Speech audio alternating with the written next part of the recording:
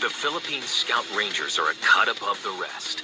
A light, quick reaction force, trained to strike hard and fast, deep behind enemy lines. But to join this elite crew, soldiers must first endure 6 months of hell.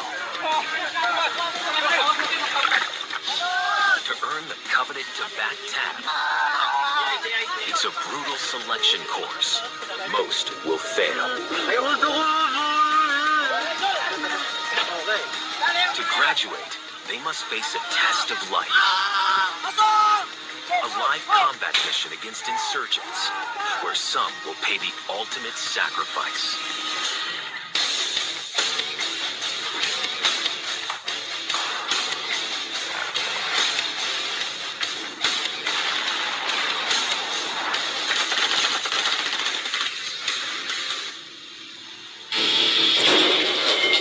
The Philippine Scout Rangers are fearsome anti-guerrilla fighters. We evaluate our targets. We analyze, we discuss who among them needs elimination. They're trained to operate in dense jungle terrain found across the Philippines archipelago. The Scout Rangers go behind deep enemy lines with just a small team, as little as 7 men. Traveling light and hitting hard. And to be able to strike fast, they use helicopters to hit the battle zone. Specializing in raids, ambushes, and sabotage. The Philippines has long been plagued by domestic conflicts, one of which gave birth to this elite unit. The 1st Scout Ranger Regiment was formed 1950 because the government is looking for a solution to counter the guerrilla tactics of our then communist armed groups. They're called the Hawks. Skilled in unconventional jungle warfare, the unit was modeled after 2 legendary fighting groups, the intelligence-gathering American Alamo Scouts and the combat-ready U.S. Army Rangers. 112 students joined the 1st Scout Ranger class. Only 72 graduated. But to become a member of this elite group, soldiers must first pass 6 months of advanced training. And it all starts here, at Camp Texan, San Miguel, Bulacan, in the northern Philippines. These 206 volunteers are already trained soldiers from other Army regiments. Rangers, good morning. Vying to become part of an even more elite military club. First, they will be stripped of all their ranks. Here, every man is equal. All aiming for one thing. The coveted tibay tab of the Scout Ranger Training School. The red border signifies the blood, sweat, and tears shed by every ranger during his course. The sword symbolizes our special unit capability, and the words we strike symbolizes our capability to go anywhere, any place, and anytime. Today is known as Reception Day, and recruits are in for a grueling welcome. For the next 5 hours, these instructors will try and break as many as possible through continuous physical exercises.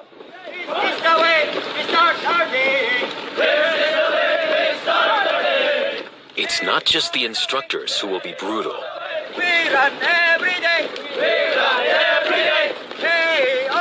Today is a searing 32 degrees Celsius. Just 10 minutes in, and the course has already claimed its first victim to the heat.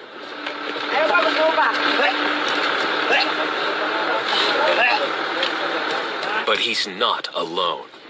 4 more recruits have reached their limits. Inhale, exhale. Inhale. Yan. Barat lang, hamon. Breathing.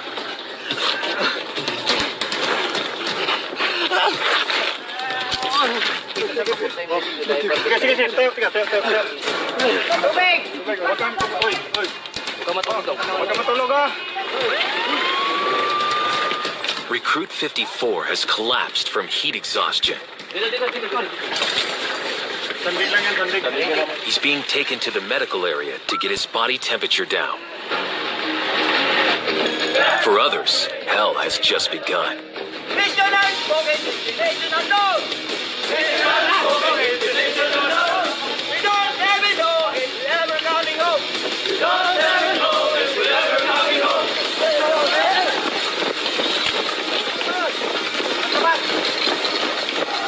The second run sees more recruits drop. Medics are called in for even more severe cases of heat exhaustion. The exercise has depleted their bodies of essential water and salts.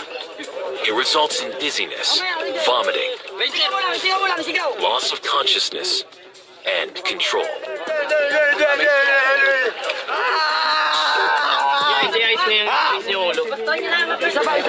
If not treated fast enough, it can develop into heat stroke, a potentially fatal condition. If the condition is already heat stroke, the regulatory mechanisms of the body has already malfunctioned. Ibuksan mo to niya, kasi kinagat niya yung tila niya. Bagatin mo. Ranger! Ranger! Bagatin mo. Buksan mo. Then the patient started to bleed. That would result to multiple organ failure. Recruits are only allowed up to 72 hours of medical grace from the entire course. If they use up all these hours, they will fail.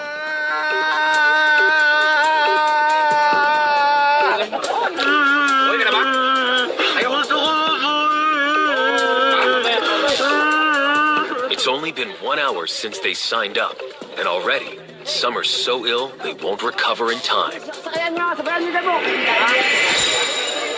Only the strongest will survive. Sa schooling kasi ito, briefing na kasi ako sa mga senior ko na nauna pa sa akin na mag-schooling nito. Kung gusto mo talagang makuha ang isang bagay, pagbutihin mo yung kuhaan talaga na yung galing sa puso mo ba na. The next challenge sees them hitting the ground. The unfit or unwilling have no place in the Scout Rangers. Bilisan! Bilisan! Bilisan! At age 32, Recruit 1 is one of the oldest in the course. This is my ambition. It is very difficult and it's very hard to be trained as a ranger. That's why I don't know what's the training I will going to survive this kind of course. Sa likod!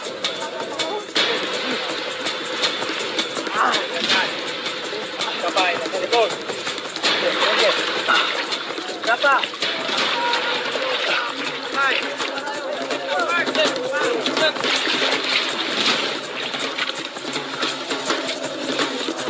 Biga! Biga na agad! Prano! 3, 2, 1, 2! Hey!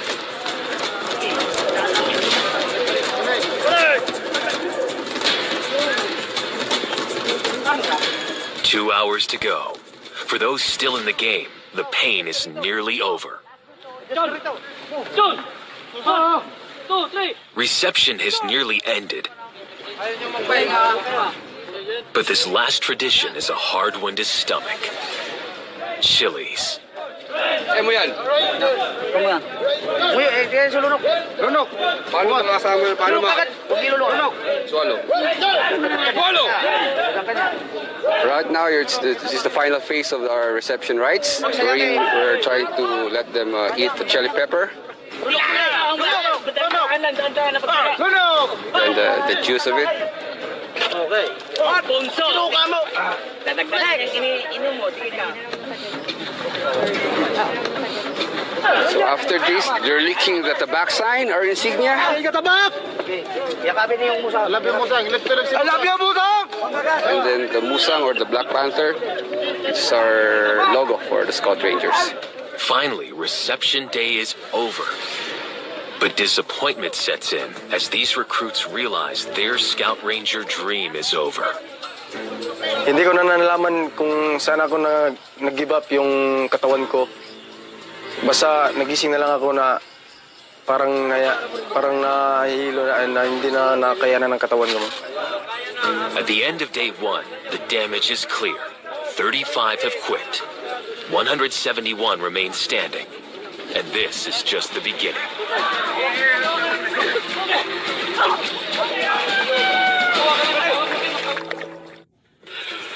Philippine Scout Ranger recruits are 7 weeks into their brutal training regime. 53 have already dropped out. Those who fail to graduate has one thing in common. They easily give up. The battle has been won yet. They already doubt themselves. Once you doubt yourself, definitely you will not finish the course. Pag-exit sa static line, sisigaw ng opera pin. Nakuha. The recruits will test their heads for heights today. They're going to learn to rappel on this 45-foot tower.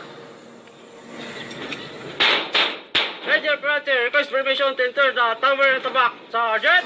Scout Rangers pride themselves in lightning infiltration and extraction, often from helicopters, into dense jungles. Rangers specialize in jungle warfare. They rappel down mountains, cross rivers, using expedite methods or anything that's available within them. In the jungle, they need to feel comfortable hanging at 100 feet in the air, well under fire. In a battle zone, quick execution of these skills could mean the difference between life and death. Recruits will have to complete 4 crucial forms of rappelling: the seat hip rappel, the lizard rappel, the rundown rappel, and the heli rappel.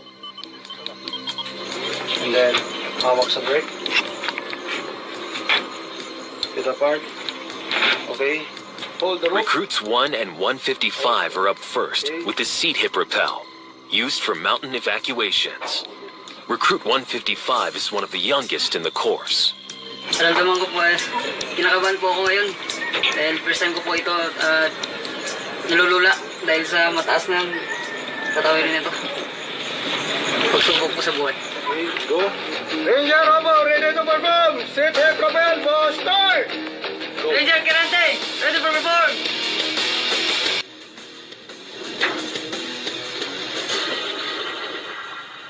The first exercise is cleared. They performed well, even recruit 155.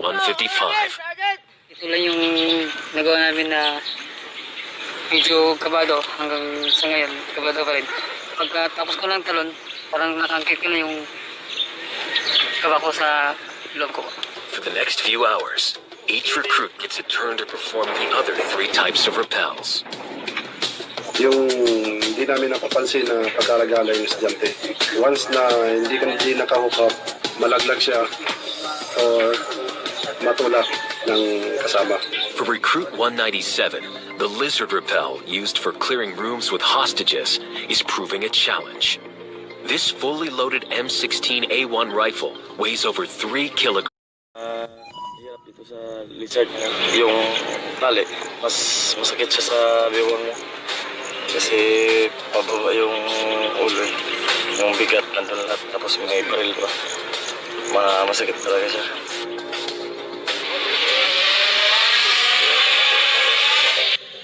Next, they must conquer the slide for life, a 200-meter flying fox. Ang importante po ng instructor lift, kung nag-ooperate tayo, may mga cases na madaanan natin to, lalo na sa mga ilog, malalalim na ilog. It's a 7-second expressway to safety or injury. Kung pagdating mo doon sa taas, paghawak mo ng pulley, pag hindi ka nakagrip, may posibilidad na malalaglag ka dito. Tapos, makon yung katawan mo. Not getting it right here won't kill them. Na dapat doon sila pumagsak sa kabila dahil for secure. Kung dito kasi, delikado at medyo mababaw na, kaya either may mga bato-bato na dyan. But in the jungle, one mistake could mean death.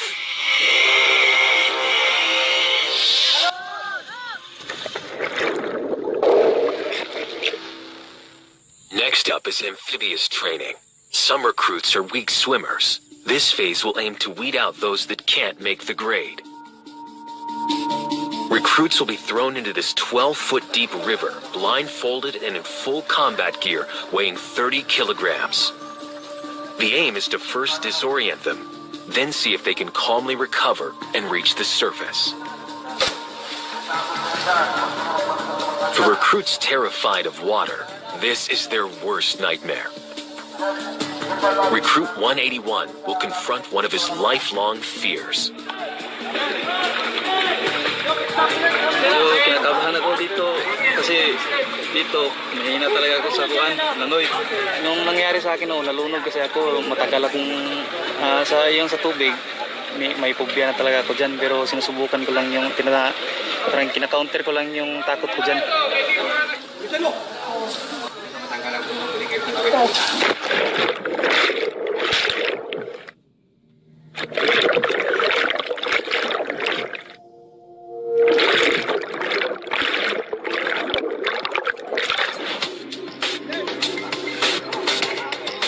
Recruit 181 survives this first challenge. But up next is an even tougher one. In small groups, recruits must tread water for 30 minutes in this 5 by 5 meter square.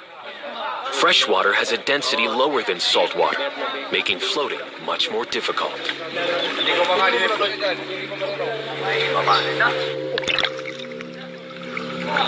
For those waiting, the cold and cramping is causing problems they don't need.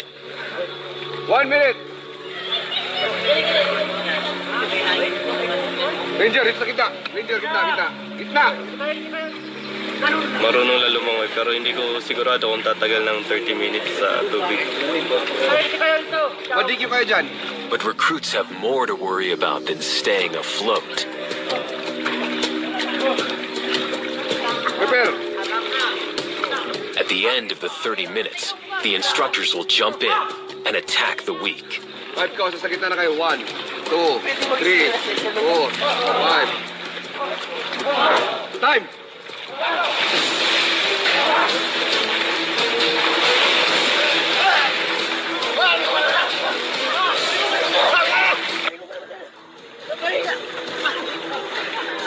If recruits don't have the energy or aggression to fight back, they could find themselves in deep trouble.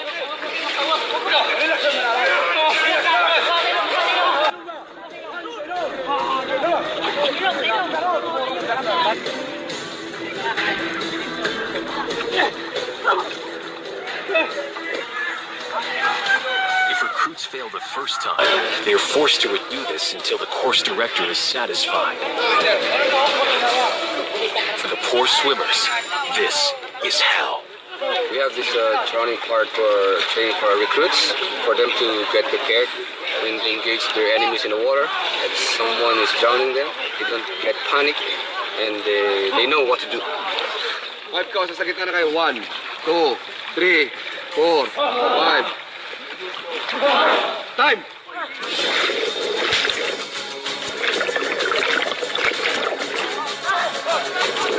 Recruit 199 is in trouble.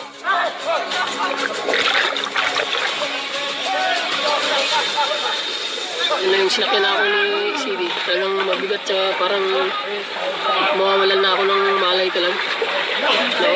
Unti-unti talagang naubos yung oras. The recruits survive amphibious training. But what lies ahead will test their nerves and risk their lives to become a Scout Ranger. The Scout Rangers are an elite strike unit on constant standby to deploy against insurgent groups across the Philippines archipelago. June 7th, 2001. Muslim insurgents, the Abu Sayyaf, hold 3 civilian hostages deep in the jungle after kidnapping them from the Dos Palmos resort in Palawan a year before. After stalking them for days, Scout Rangers track the guerrillas' footprints through the night. By the next day, the Rangers creep within 30 meters of their targets. For the next 2 hours, they engage in intense firefight against 30 rebels in muddy and thick terrain. 4 enemies are left dead and 1 hostage rescued. Marksmanship is a key skill for a ranger. Today, these recruits need to prove they have it. When ready. Fundamental understanding of positioning, aiming, breathing, and correct trigger pressing will be put to the test in 5 separate skills. Zeroing, 1 inch below the line of sight. endurance firing, record firing, and the sneaker course. But it is the final exam that is the most nerve-wracking of all. A confidence test that can kill. Recruits are required to shoot 2 bags full of colored water at a distance of 25 meters using this M16A1 rifle with a 5.56 caliber round. First, they practice. Then their teammates hold the bags. At this range, a 5.56 round could kill. Hitting the thigh could rupture the femoral artery, one of the body's most important blood vessels. Rapid blood loss leading to death can occur in just 5 minutes, and the margin for error is slim. So kahit na perfect na ibang part ng fundamentals, pag nagkaroon ng error sa trigger, konting error lang, maaaring ang target hindi na siya tatamaan. Maaaring kakaliwa ang bala o kakanan. This is more than just marksmanship. It's a test of trust. Pag kaibigan mo kasi, kakabahan ka na maaari mo siyang matamaan o hindi. It's judgment time.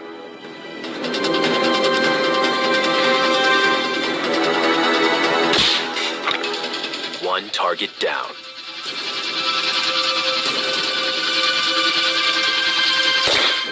Lucky for his friend, Recruit 22 passed and they both move one step closer to being a ranger. Next, the recruits begin the heliborne training phase. Scout rangers can deploy quickly into conflict areas by air. Landing into hostile territory, a helicopter is a big target. These men need to get out as quickly and safely as possible to avoid the helicopter getting hit. Bali, ang tinuturo ko sa kanila ay paano yung tumalon and then i-secure yung mga landing zone, paano nila i-secure din yung mga personnel during movement, loading and unloading ng personnel. Mistakes here can cost lives, even in training. Napakahalaga yan, ma'am, na malaman nila kasi as a scout ranger, hindi mo na kailangan pang i-command. First, recruits gear up for the quick deployment method. If the terrain is clear, the helicopter can fly fast and low while the troops disperse. Makibagay ka, makisama, makiramdam mga dito sa surrounding. It's a risky 10-foot jump, and one mistake could result in broken bones.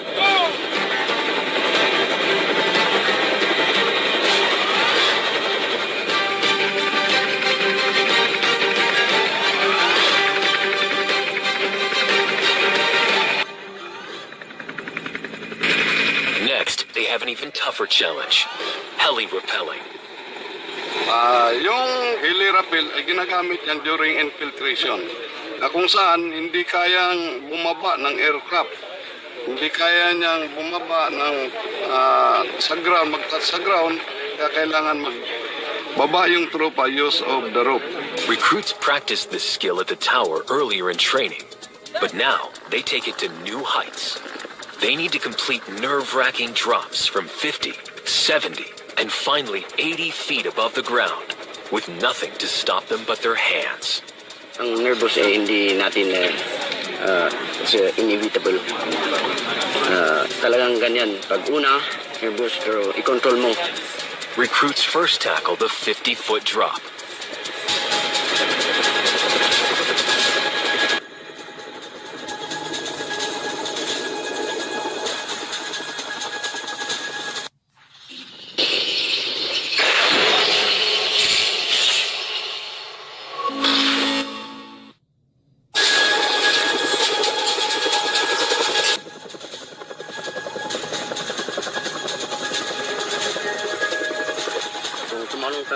Siyang beses, paulit-ulit mo nang hanapin.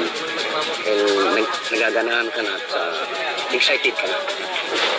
One step further at 70 feet, the winds become harder to battle.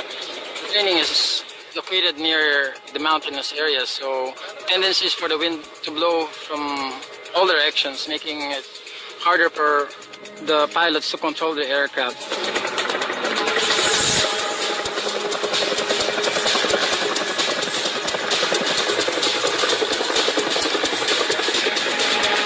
Next, it's time for the big one. One mistake during this 80-foot drop could prove fatal. Recruit 20 experiences trouble. He's unable to control his descent. Quickly, an instructor hits the brake. Tuloy-tuloy na ako kaya kung halimbawa walang biliman tapos nangyari din sa field. Kung hindi ka naka-brake, diretso ka talaga. May tendency na mambalian ka or mamatay.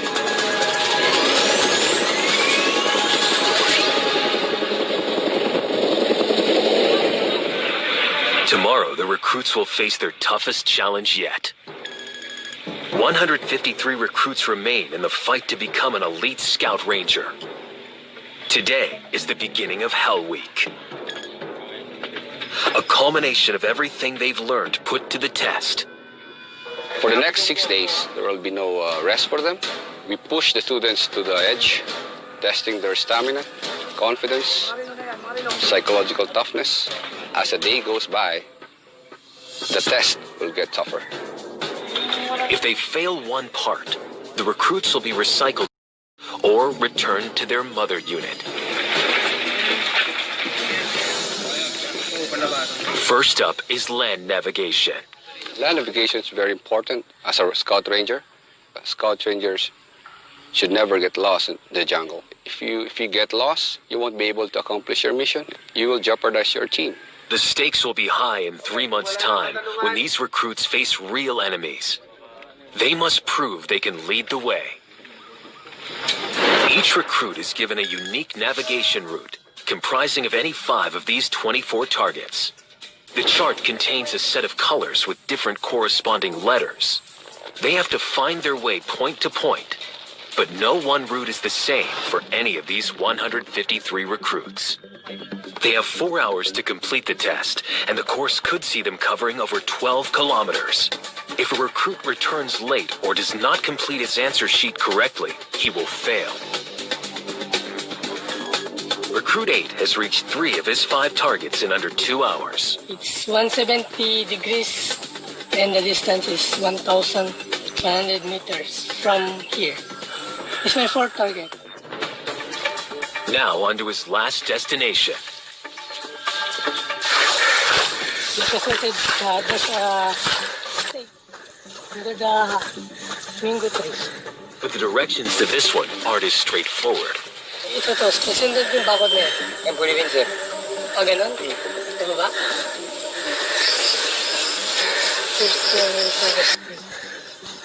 He is lost. Tumahan ba kayo dito? And he's not the only one. Time is ticking down. If they don't get back in the next hour, they will fail. And they're a long way from home. Recruits are battling to become elite Philippine Scout Rangers. It's Hell Week. And they're in the middle of their navigation exam. Time is running out for Recruit 8, while some have already made it to the finish line. But the mistakes are numerous. Siguro hindi nila na kukuha yung basic ba na dapat gawin. Kung paano kumuha ng reference, kung paano mag-plot ng kumpas sa mapa. One has run into bad luck. Recruit 205 claims he has been the victim of theft. A cow has eaten his test paper.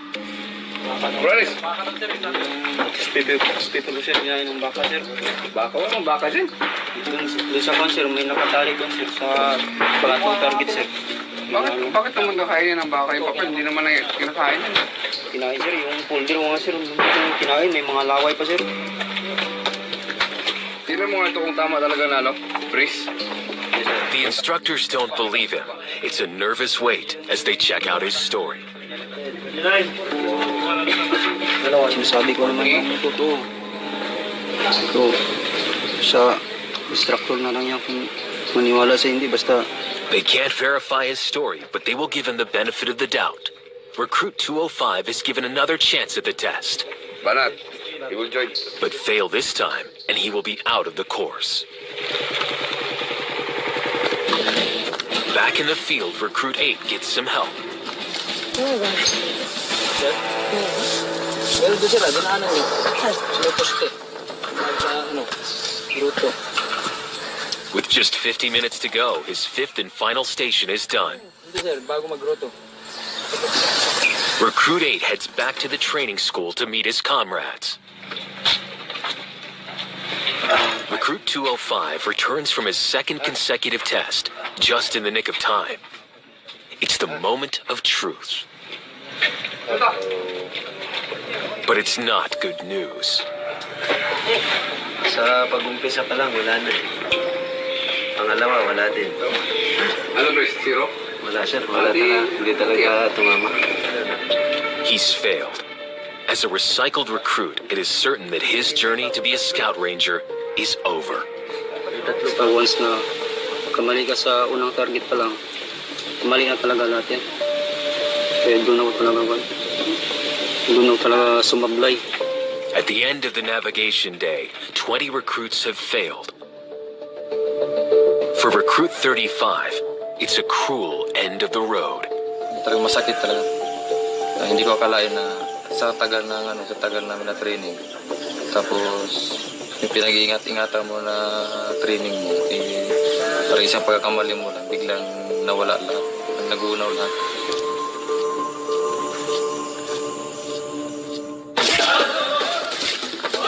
But the night is not over for those who remain. The recruits are not allowed to rest. They're kept up all night practicing martial arts.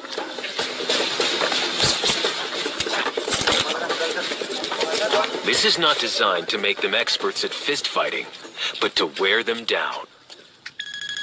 7 a.m. Another grueling day of testing begins. It's the water confidence exam. Recruits will complete the aptly named Slide for Life.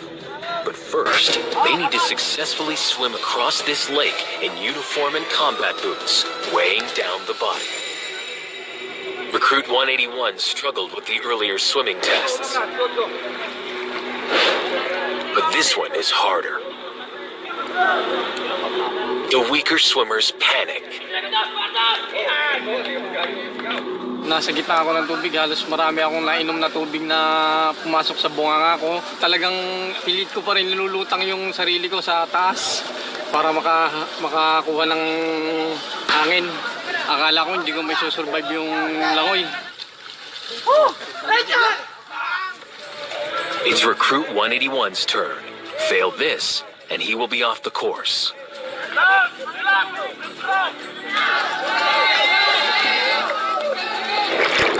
Despite teammates and instructors' support,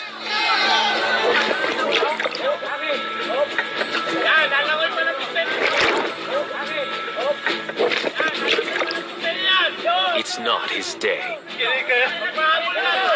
Recruit 181 will be recycled with 16 others who have failed the swim. Diyan, alam ko talaga na hindi talaga ko papasa dyan. Wala na talagang lakas kasi sinabi ko na ilang araw na kami walang tulog.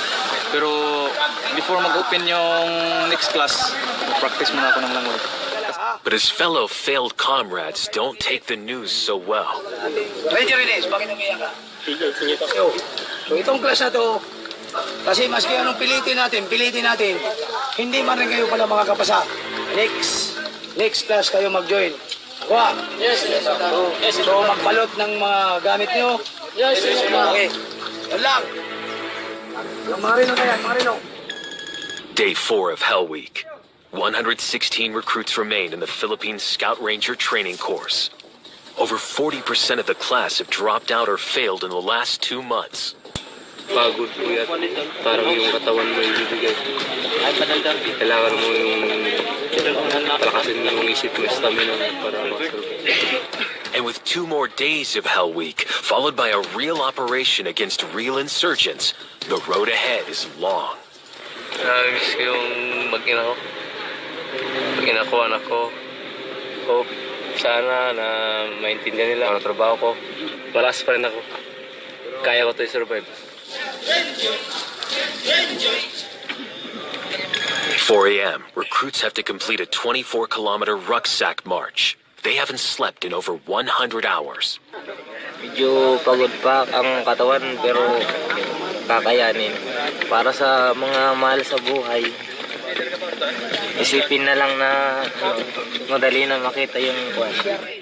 Even worse, they will have to carry 35 kilograms of gear on their backs.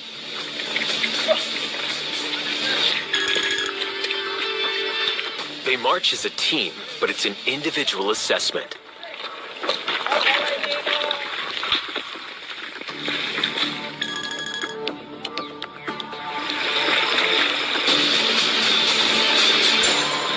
For Recruit 8, it's as much a mental battle as physical pain.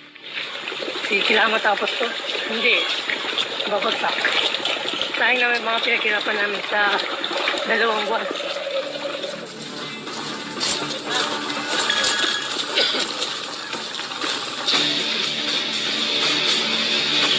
There's less than 2 hours left, but the strain of 35 kilograms is showing. Okay, nagbaba na kayo kasi ng raksak.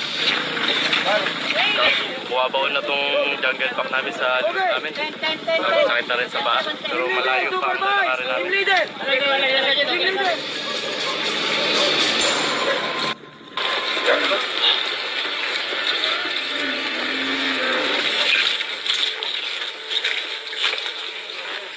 The march comes to a halt. But these exhausted recruits don't know what's coming next. It has all been a ruse.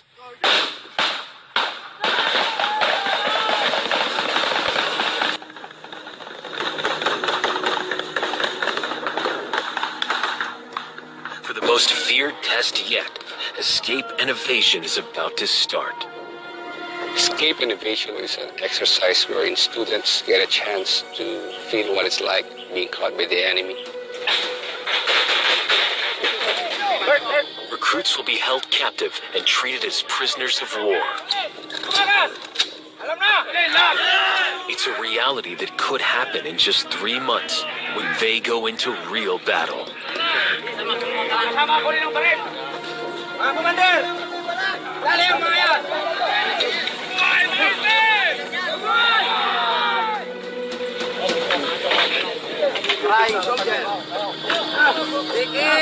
Robbed of their vision, their binds are positioned to maximize pain. Okay. Mayo kayo, magkayo. Bigat. Dikit. Commander, pag mo nalain. Yung kali sa We don't do this to traumatize our recruits. We do this to remind them never get caught by the enemy, because the enemy will show no mercy on them, and eventually they'll be killed. Scout Ranger recruits have endured 9 weeks of physical hell, but nothing could have prepared them for this: escape and evasion.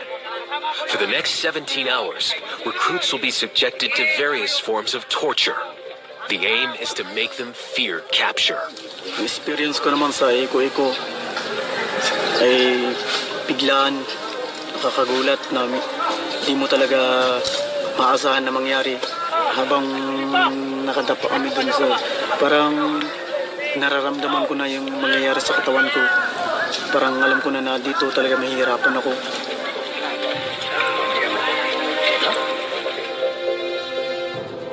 Mamatay ka na lang kaysa mahuli ka pa. Pero talaga sumasagi sa isip mo na kailangan ko talagang tumakbo. Wala na yata, parang papatay na kayo eh. Pero pag doon pa lang nararanasan mo na ang sakit, hindi ka na makapag-isip, hindi ka makasurvive doon. For Recruit 2, it's a brutal lesson in survival.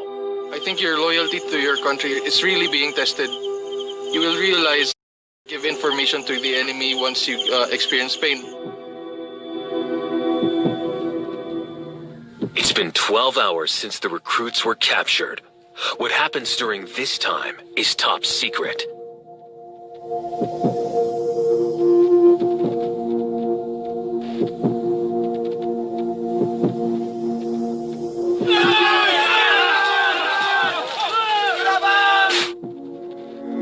It was really one of the worst experience, if not the worst experience of my life. Recruits have been through 4 months of punishing training, but it's not over yet. Recruits 2 and 3 are longtime friends. They've had the rare experience of going through all their military training together. The pressure here is very heavy. We come from different units, so from the start, we found it very hard to adjust. Your patience is being tested until you explode, until you cannot carry yourself anymore. As classmates, we really do our best in order to help each other to maintain our strength and to graduate eventually someday. For the months to come, I think that my dependency on him will continue. I rely on him very much, and if ever he will not be around, it would really affect me personally. Tonight, these two will lead the final platoon run, a test of teamwork and stamina. Next time they carry these 18-kilogram packs, it will be for their final test mission, a real battle. But some have additional burdens, like this MG-60 machine gun. Ilang ko lang 20 kilos yung dala ko. Makabot po ito ng 7 kilo po ito. They have just 2.5 hours to complete a 17-kilometer circuit in the dark. So, ang reason na bakit kinakandak ang platoon run sa gabi, yung kagamitan ng na hindi kaya pasukin ng mga military vehicle, yung mga area, so kailangan na double time. Split into 4 platoons, they will be staggered at 10-minute intervals, one after another. As a team assessment, they must leave no one behind. If they do, every member of the platoon might fail the course. So, mababackdown pa lang siya, tutulungan na. Hindi yung kung saan siya backdown, doon na siya i-assist. So, yung lead. They draw grass to see which platoon will go first. And they're off.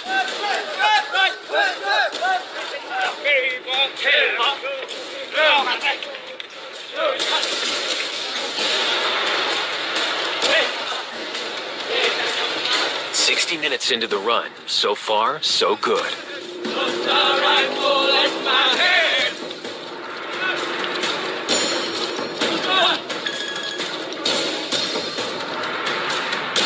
The first platoon arrives at the turning point, but some begin to slow down. Move! Okay, jump!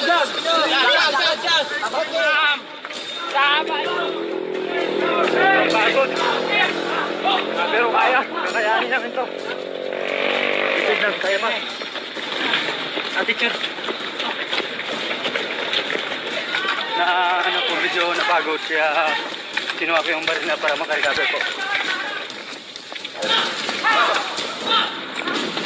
The platoons only have 30 minutes left to hit the finish line. Team spirit is vital in completing the run, and Recruit 3 has taken on additional weight. Yung iba sa amin, pagod na yung mga kamay. Kaya pinapabuhat nila yung mga request sa iba. Talitan lang, swapping. Mapapansin nyo, pinapauna namin yung mga mahihina. Kasi kung hindi namin paunahin yung mga mahihina, hindi sila makakahabol pag nahuli sila. So kailangan mauna sila.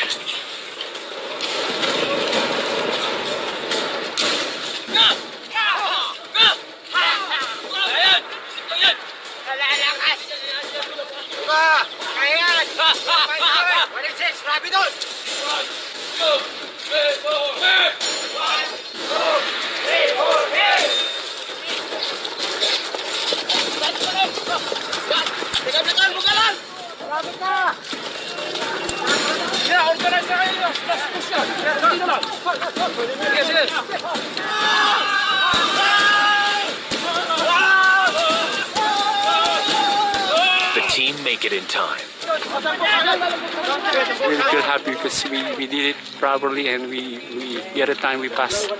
It's a defining moment for Recruit 3. For me, as the platoon leader of 2nd Platoon, I think it's one of the most fulfilling event in my entire training. And this is also a test for our platoon mates, for the integrity of our platoon. And as you can see, some of us were shouting because this is the last night that we will be carrying those heavy loads. It's a moment to celebrate But not for long. They need to prove they have the combat skills to match. Soon, the recruits will face the ultimate challenge, a real test mission. Real enemies, real conflict.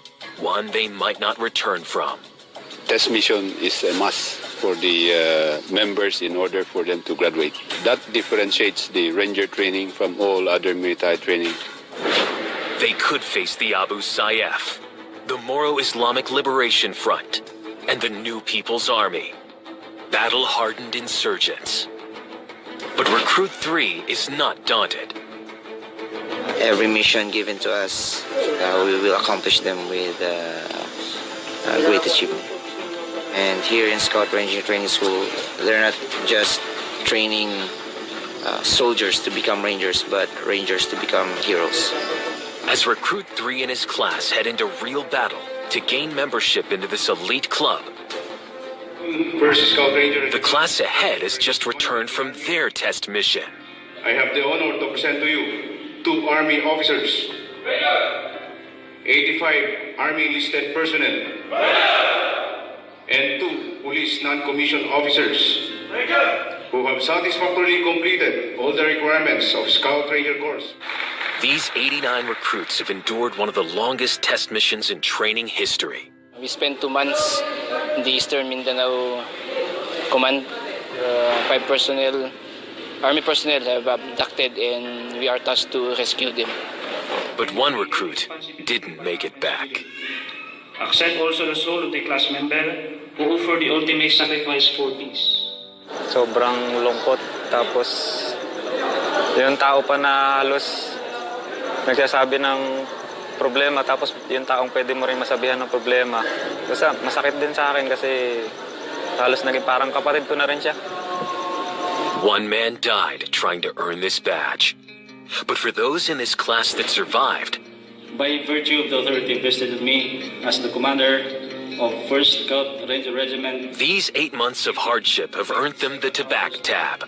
2013, I hereby declare the students of Scout Ranger course graduates effective today. Congratulations.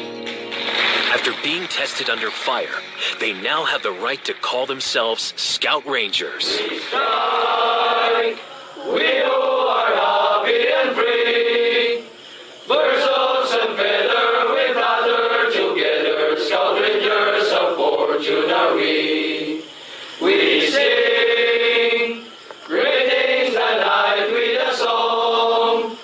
Laughing at danger, we fight like a panther and conquer the heart.